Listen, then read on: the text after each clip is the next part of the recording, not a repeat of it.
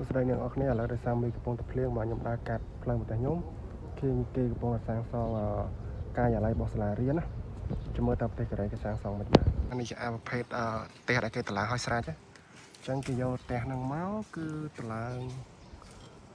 ដាក់ស្ទូចមួយឡើងស្ទូចផ្ទះហ្នឹងគឺធ្វើឲ្យស្រេចយកមកគឺតម្លើងអញ្ចឹងបងណាតម្លើងហើយយកវាមកចាប់ចៅមកគឺរួចក៏ដែរបាទអញ្ចឹងលឿនទេបាទអានេះក្នុងហើយជា2ថ្ងៃគេអាចតម្លើងហើយដោយសារវាមានស្រាប់អញ្ចឹងគាត់តែទិញមកយកឡើងស្ទូចដាក់ទៅហើយតែម្ដងបាទលឿនហើយគឺសាលារៀននៅក្នុងទីក្រុងខ្វាងជូនៅជិតសេអ៊ូលដែរបាទសាលាក្មេងភេទជាវិទ្យាល័យបងប្អូនណា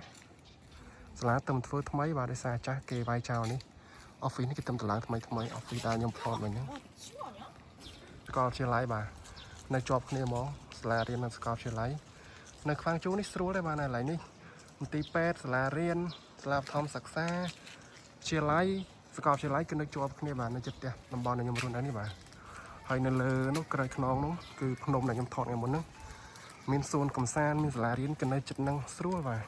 ផ្សារក៏នៅជិតហ្នឹងទៀតនិយាយទៅសេវាសាធារណៈគឺនៅម្ដុំហ្នឹងទាំងអស់នៅនោះនៅផ្សារបងប្អូនផ្សារខ្វាងជូនោះគឺម្ដុំកន្លែងប្លុកសេវាសាធារណៈដូចជាមន្ទីរពេទ្យសេវាកម្មផ្សេងសាលាក្រុងនេះគឺនៅជិតហ្នឹងទាំងអស់បាទស្រួលទេបាទ